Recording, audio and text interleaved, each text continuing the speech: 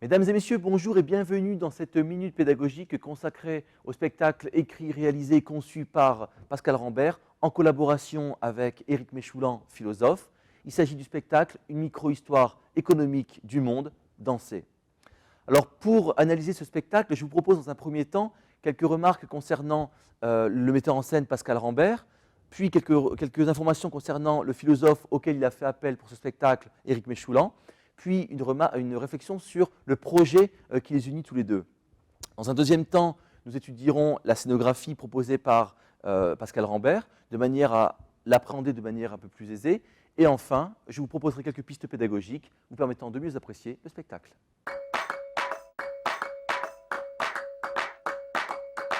Alors, qui est Pascal Rambert?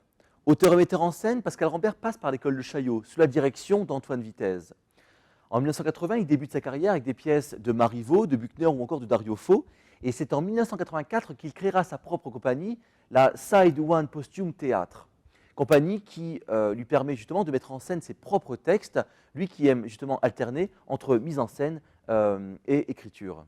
Convaincu que le théâtre français doit s'enrichir de nouvelles expériences, Pascal Rambert va voyager pour justement enrichir cette expérience du théâtre.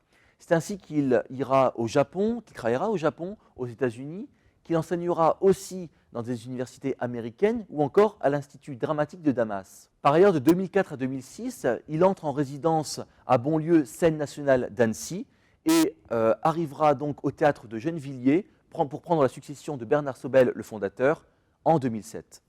Pour son spectacle Micro-histoire économique du monde, dansé, Pascal Rambert fait appel, pour mêler fiction et réalité sur scène, à un philosophe, Éric Méchoulan. Éric Méchoulan, professeur titulaire de l'Université de Montréal, s'intéresse d'abord à la littérature et notamment à celle de langue française.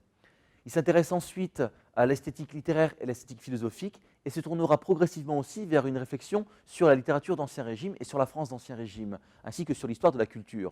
Donc on voit que cet esprit curieux de tout peut apporter au projet de Pascal Rambert, et notamment lorsqu'il s'intéressera aussi à l'économie.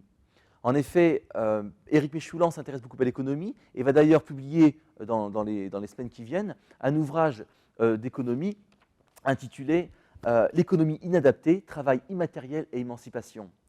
Ces deux artistes, l'un artiste de théâtre, l'autre artiste de la curiosité et de l'intelligence, Éric Méchoulan, vont donc entrer dans une connivence pour créer un spectacle novateur, un spectacle dans lequel, enfin, la réflexion sur l'économie va se concilier à la démarche théâtrale. Ainsi, théâtre, économie, on ne s'étonne pas alors lorsqu'on apprend que Éric Méchoulan est aussi directeur de programme du Collège international de philosophie, dans lequel il propose un séminaire sur l'esthétique et l'économie politique. En quoi consiste le projet de Pascal Rambert? Il s'agit ici de réunir sur scène une cinquantaine de personnes, une équipe de performeurs avec qui il travaille régulièrement, et le philosophe Éric Méchoulan, pour commenter ce qui va se passer sur scène.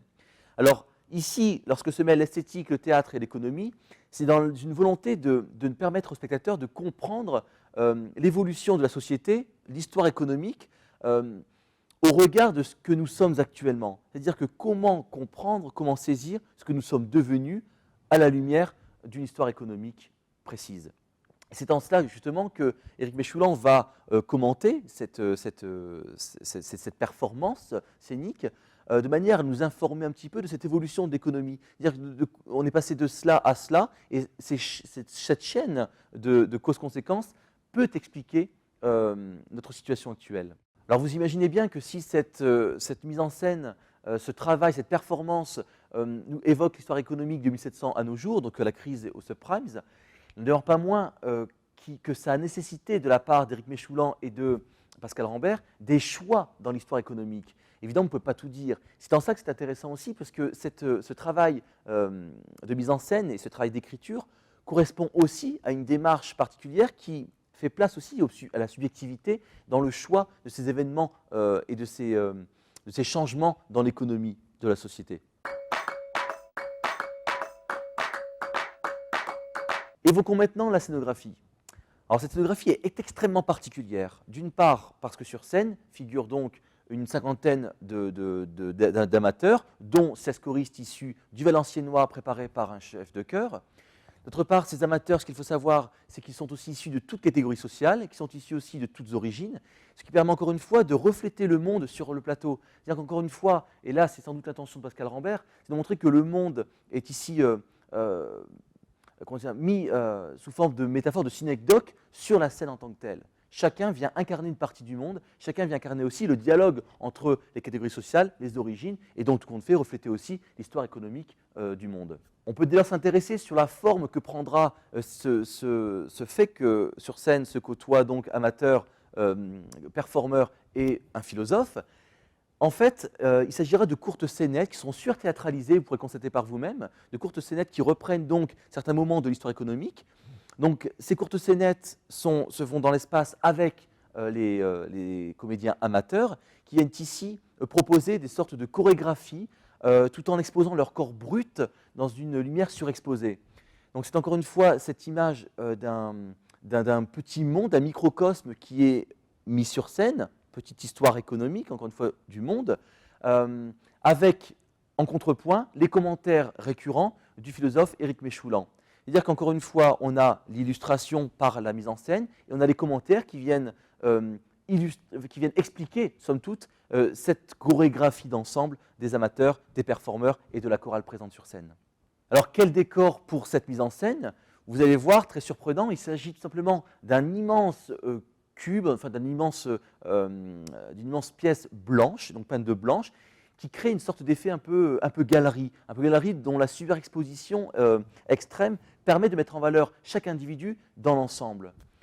Par ailleurs, vous allez voir que cette blancheur, cette surexposition lumineuse, un peu néon, qui caractérise cette mise en scène, va aussi donner une impression de profondeur et de vide en même temps. Et ce qui fait que, encore une fois, les comédiens amateurs et les performeurs vont pouvoir évoluer dans l'espace sans qu'il y ait de centre à aucun moment. C'est-à-dire que vraiment, l'espace est occupé de manière extrêmement homogène et dynamique pour donner une place à chacun. Et à mon avis, ce peut être encore une fois le reflet des intentions premières de Pascal Rambert qui désirait mettre sur scène le monde.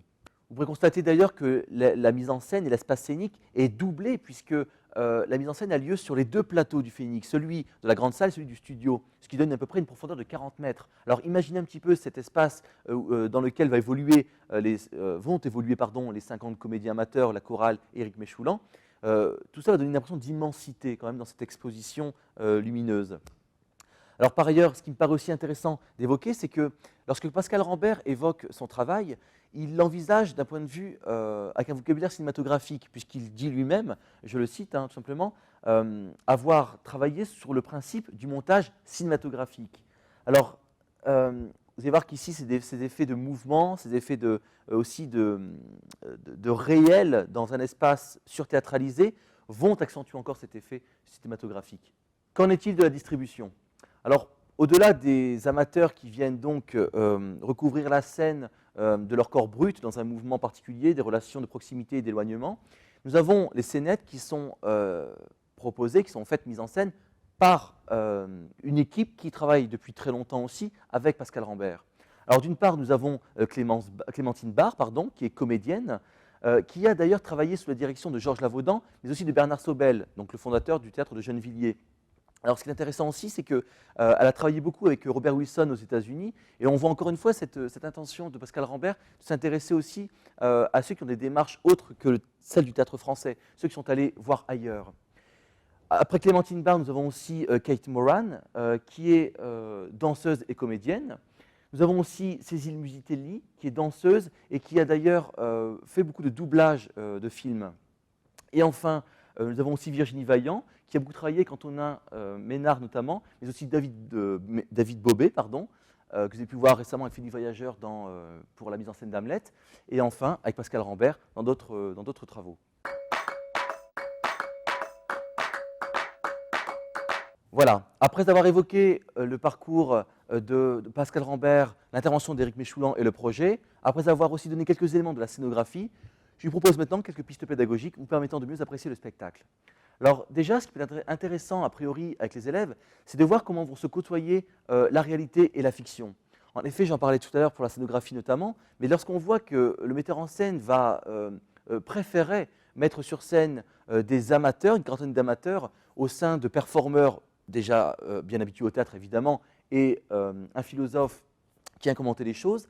Je pense que ça nécessite une réflexion aussi sur ce qu'est le théâtre, comment est-ce qu'il peut se modifier, comment est-ce qu'il peut aussi apporter aux spectateurs sous des formes complètement différentes. Donc là, encore une fois, on voit ici le projet novateur de Pascal Rambert, et on voit à quel point il peut interpeller aussi le spectateur, puisqu'il ne correspond pas du tout à l'horizon d'attente habituellement reçu.